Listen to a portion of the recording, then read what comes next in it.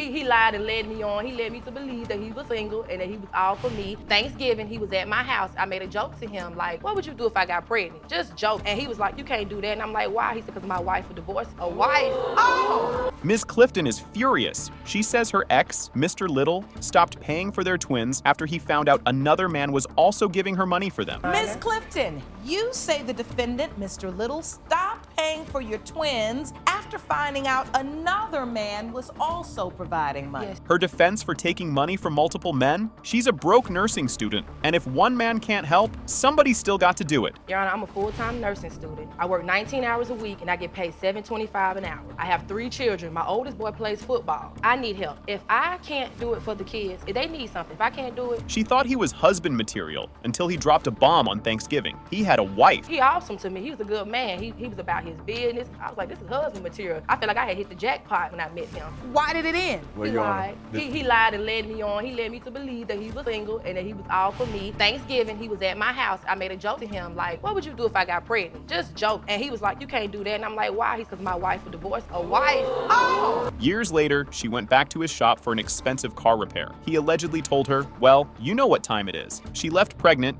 with a fixed car and her money still in her pocket. He had been working on my car. We separated for about 2 years. I had started dating someone else. At the time, he had did some work on my car that it was costly. It was a lot. I said, baby, this is all I got. I said, matter of fact, my exact words is, I really need to keep my money. And he looked at me and he was like, well, you know what time it is. That's not true. She didn't get a car repair, Your Honor. She just got a written estimate that day. I'm coming to pay him this day for what he had done to my car. He says he was ready to be the dad until she accidentally sent him a text meant for another man, telling that guy how much she loved him. A random text from her texting this other guy about how much she loved him, cared for him, wanted to be with him, and Busted. When he confronted her, she admitted the other man did think there was a possibility he was the twins' father. I asked her, have they been together? She said yes. He think you were pregnant by him. Okay. So she said Don't lie, you told he thought it was a possibility. Why would he think it was a possibility? But he told me before they hadn't been together 6 months prior to me and her getting together. He thought it was a possibility he was their father. That's correct, Your Honor. After that, that's when I started having doubt. He once showed up at her house late at night with diapers, only to see a random guy walk out of the back. She never even introduced them. I got my car, walked to the door, I rang the doorbell. I'm waiting, and it's kind of odd because she always comes to the door because I have an open door policy. I see the twins. So I set Pampers and the milk down. I'm playing with the twins. I see some random guy walk out of the back, walk past me, and goes out the door. Yep. She never even acknowledged saying my baby father or whatever the case may be. She never said nothing. Her excuse for the other man? She was so broke, she hit up a handicapped guy on Facebook she hadn't seen in years and asked him for diaper money. I called 2 friends of mine. I reached out to a guy on Facebook. This guy is handicapped, walks with a walker and everything. I reached out to him. I said, hey, how you doing? My back against the wall right now. Me and my children ain't got no milk, got no diapers. Can you help me out? He said yes. On Facebook, you had to reach out to a man that said ask for milk and diapers? Yes. After all the car repairs and sugar daddies, the DNA results for the twins are here. Is the personal mechanic the father, or was he just another job on her list? As it pertains to 6-month-old twins, King and Kalani Little, Mr. Little, you are not. Grabbing pictures off our computer, and I pull up a picture, multiple pictures, hanging out with the guy. He knew about the guy. Of her, and not only just that guy, another guy. No. What was in the picture? Her arms around guys, kissing around guys. No, it and wasn't no I'm asking pictures him. like that. This whole mess started while Mr. Ball was in jail. He was getting letters from Ms. Cox's best friend, who was telling on her for being with other men. Well, during the time of my incarceration, Your Honor, we were talking every day, maybe within the last 90 days of me, serving my time, I was getting letters from her best friend stating to me that she was sleeping with other men, going out with other men, that everything wasn't, what I was being told. It wasn't what it seemed. But here's the crazy twist. The best friend who was snitching is also the mother of Mr. Ball's other child. What a tangled web. She beat me to the punch my best friend at the time is his other child's mother. Ms. Cox says the best friend is just a jealous hater who still has feelings for him and was trying to break them up so she could have him all to herself. Who also still has feelings for him and wanted him to come home to her. But that has nothing to do with it. But Mr. Ball says when he got out, he saw proof with his own eyes, confronting one of the other guys right in front of her at a grocery store. Well, when I got home, she told me yes. I actually bumped into this guy at the grocery store. As I bump into him outside, I'm asking him, hey, what's going on, man? I'm hearing that, you've been talking to my girl or whatever. That's not true. Together. I'm sitting there talking to this gentleman. I'm asking him, what's going on? He's telling me, well, did you know that That's not true. He did some more snooping and found over 100 text messages on her phone from the same guy in just one day, where she was telling him that she missed him. Everything was fine. She said, I'm tired, I want to lay down. But when she laid down, her phone went off. I said, well, if she's sleeping, I'll answer, no problem, whatever. We don't have an issue with that. So I picked up the phone. It was over 100-something messages in that phone. And that's not just over a time period. This is over one day. So I'm looking at the messages. Come to find out, it's the same guy that's been going on from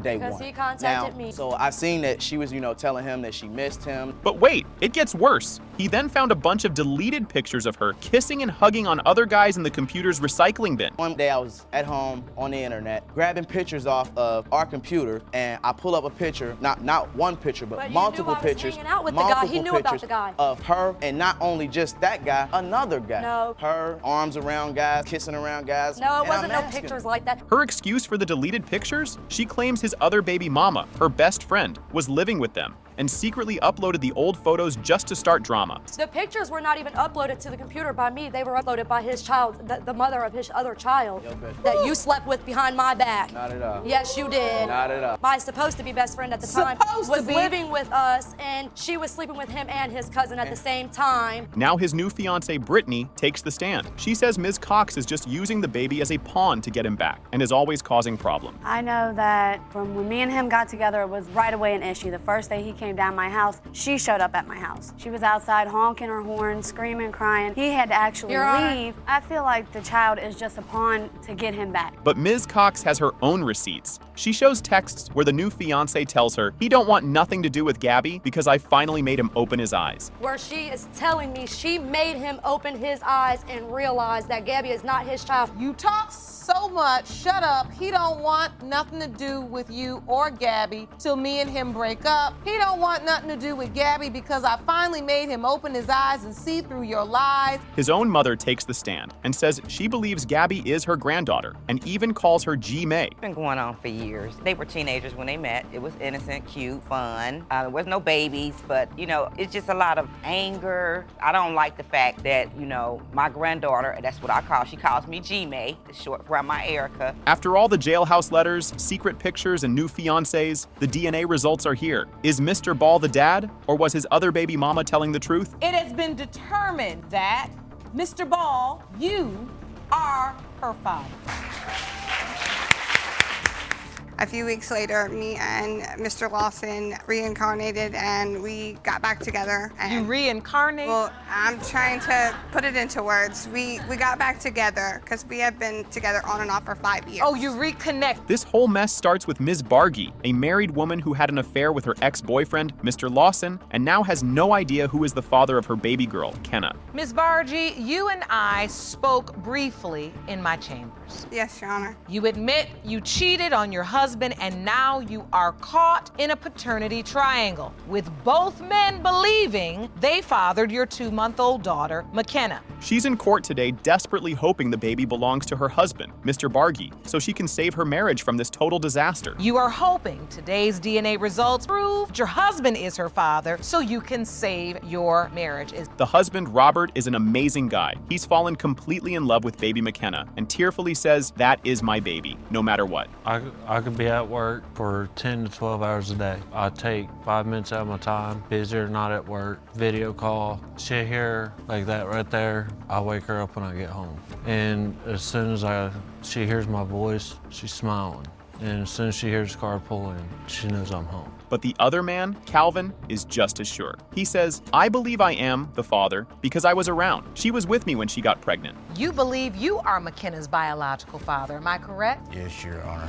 I believe I am because I was around. She was with me when she got pregnant. I was there for the whole pregnancy. I was there when McKenna was born. How did this happen? She was having problems with her husband, so she reincarnated her relationship with her ex, Calvin, and they even got a place together. A few weeks later, me and Mr. Lawson reincarnated and we got back together. You reincarnated? Well, I'm trying to put it into words. We got back together because we have been together on and off 5 years. Oh, you reconnected? Yes. But here's the crazy part. While she was living with her new man, Calvin, she found out he was getting with one of his exes. He had spoken to one of my friends and they had talked about actually being together. Friend was one of his exes. His ex actually messaged messaged me and was showing me messages that him and her were sleeping together when me and him. Mr. Lawson? Yes. So what did she do for revenge? She went right back to her husband and got with him. She literally cheated on her affair partner with her own husband. So you cheated on your husband with Mr. Lawson, decided to go get a house with Mr. Lawson to only find out that he was cheating on you. She told you that he was still sleeping with her, so you went back and started sleeping with your husband. Yes. So who was at the hospital for the birth? It was the other man, Calvin. Her husband wasn't there because she didn't want them to fight. Miss Bargy, who were you with when McKenna was born? I was with Calvin. I was with Mr. Was Lawson. he present at the birth? Were you at the birth, Mr. Lawson? Yes, Your Honor. But he wasn't present. No, I did not call him and tell him I was going into labor because I did not want anything between Mr. Lawson and Mr. Bargy to occur at the hospital. But because she's still legally married, the baby had to have her husband's last name, even though the other man was the one in the delivery room. No, because I'm still married by the state of Tennessee. So Right. I tried to explain that because my last name is still my husband's last name, that McKenna's last name would have to go as Bargy because of the fact that me and Mr. Lawson were not married. She's so mad at Calvin that she says if he is the father, she wants his rights terminated because her husband has been the better dad. If Mr. Lawson is her father, I do not want him to be a part of her life, period. Like, I want rights terminated because my daughter deserves so much better. My husband has been there and took care of her. Two men who both love this baby, the DNA results are here. Is the father the loving husband or the cheating ex-boyfriend? It has been determined by this court. The biological father is Mr. Lawson. What's messed up is she gave the baby my last name. You didn't contest it. And her baby daddy on the birth certificate. You didn't contest it. You weren't willing to go to the child court office, then she wants me to play daddy. Oh, no. So, Miss Schwartz, you gave Azalin Mr. Hatton's last name. And he didn't contest it. But you put your husband's name Oh, under father. no. This boyfriend is in court because he's totally sure his girlfriend's new baby belongs to her husband, and he's brought a lie detector test to prove it. Mr. Hatton, you claim you are not Azalin's dad and are certain that her biological father is another man. And that man is the plaintiff's husband. Yes, Your Honor. Additionally, you've petitioned the court for a polygraph test on Ms. Schwartz to determine the extent of her alleged affairs. The living situation is insane. She's in bed with her boyfriend, crying on the phone to her husband about how mean the boyfriend is being. I mean, come on now. She'll lay in the bed on the phone, cry to her husband, and tell him how bad I am. What? You in bed with your boyfriend calling your husband to cry to him about how horrible your boyfriend is? Yeah. She's got a disappearing act. The boyfriend says she would just vanish for 2 weeks at a time, and he's sure she was shacking up with her husband. That's what she. So how long was she gone when she'd leave the house? Like 2 weeks at a time. 2 weeks? Was she on a boat cruise? Yes. Well, and where I did you go, Miss Schwartz? To her husband? No. She told me she was sleeping in the car. Come on, listen. The birth certificate is a total mess. She gave the baby the boyfriend's last name, but then put her husband's name down as the father. What's messed up is she gave the baby my last name. You didn't contest it. And her baby daddy on the birth certificate. You didn't contest it. You weren't willing to go to the child court office, Then she wants me to play daddy. Oh, no. So, Miss Schwartz, you gave Azalin Mr. Hatton's last name. And he didn't contest it. But you put your husband's name under father. No. Here comes the husband. Mr. Schwartz takes the stand and calmly admits his wife got with Mr. Hatton and multiple others. Tell the court about your relationship with your wife. She cheated on me with Mr. Hatton and multiple others. This is a new level of wild. The husband admits he would talk his wife and her boyfriend through their fights on the phone and even drove her to the boyfriend's house. And I was also calling him on the phone right in front of you. Yeah, and you guys even got into an argument one night, and I picked the phone up, called Hatton back, and talked you guys through it. I even took you the 250 miles to him. She was on dating sites while they were together. The boyfriend found out because all of her sign-up emails were being sent to his phone. How did you even find out she was on a dating site? Because her email was linked to my phone, and when she joined these sites, it sent it to my phone, the conversations, everything. The lie detector results are crazy. She's asked if she was with another man, and she passes by admitting she was with a woman. So you basically confessed to being with another man? I did not know it was with another man. She told me she cheated on me with another woman. She told me that she was with a woman. Yep, I did. But she gets totally caught. When asked if she was with her husband, she said no, and the lie detector determined she was lying. You were asked, since your relationship with Mr. Mr. Hatton began, have you had physical sexual contact with your husband, Mr. Schwartz? You said no. The lie detector determined you were being deceptive. Judge Lake has the envelope that holds the truth. Will the husband or the boyfriend be named the father in this crazy hurricane of a relationship? It has been determined by this court. The biological father is Mr. Hatton. Staying with my cousin. I was in a relationship with another man. And when I found that I was pregnant, the other man said, if you decide to keep baby, let's end the relationship. That's how I ended back up with Daryl. Thank you. A grieving mother, Ms. Banks, is in court because her son, Daryl, was tragically murdered before he could find out if he was the father of Ms. Hawkins' baby, Jasani. Ms. Banks, you say the defendant is pinning her baby on your son, Daryl, who was tragically murdered before her child was born. You say Daryl told you he didn't believe he was the father, and you intend to prove that today. The grandma says her son had big doubts. He told her he didn't believe he was the father, and he's not the only guy Ms. Hawkins was with. For the simple fact that Jada and my son had a very rocky relationship. Me and my son were really, really close, and we were really close. We talked all the time, every day. He would just call me to tell me that he loved me. I never knew of Jada really until right before my son's death. But Ms. Hawkins swears she was totally loyal. She says she was only with another guy for 2 weeks and was already 6 weeks pregnant before her, and Daryl even broke up. When you were broken up, were you all seeing other people? Yes, he was seeing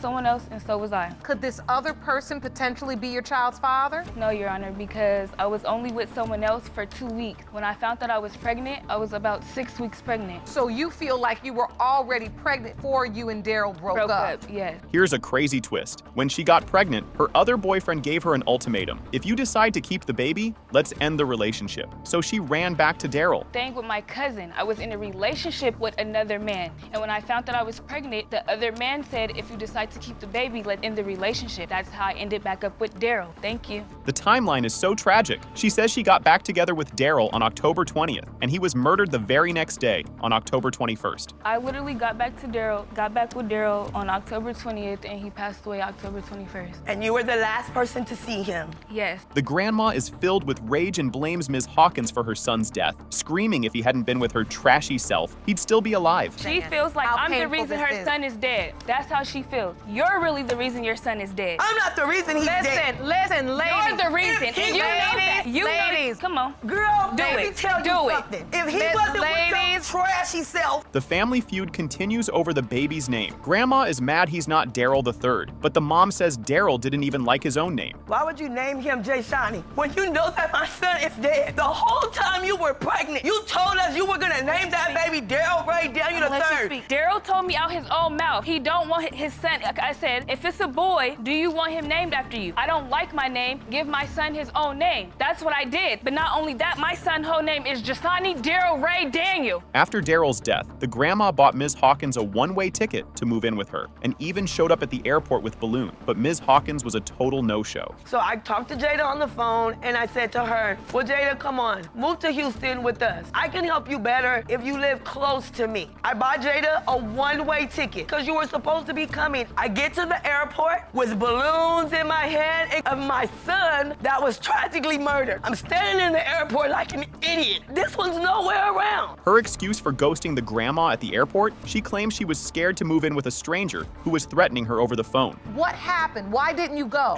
I only didn't get on the plane because at the time, Daryl had just passed. She was going through a lot, calling me, picking fights with me, threatening me, making me feel I don't know you. Like you said, I never met you in person. I don't know you, and I'm going to jump on a plane to come move with you. I was threatening you. Despite all her doubts, the grandma admits she sent a locket with her son's ashes in it for the baby. Why would she do that if she thinks it's not her grandkid? She did one thing for Jasani when he was a couple months old. Ordered him some clothes and sent it with a lock with Daryl's ashes in it. Why are you doing that if you don't feel like it's your grandchild? Judge Lake has the results. Is baby Jasani the last living piece of a young man gone too soon? Or will this grieving grandma's deepest fears be confirmed? The percentage of relatedness between Miss LaWinda Banks and Jasani Daniel is 99.99%. You are related.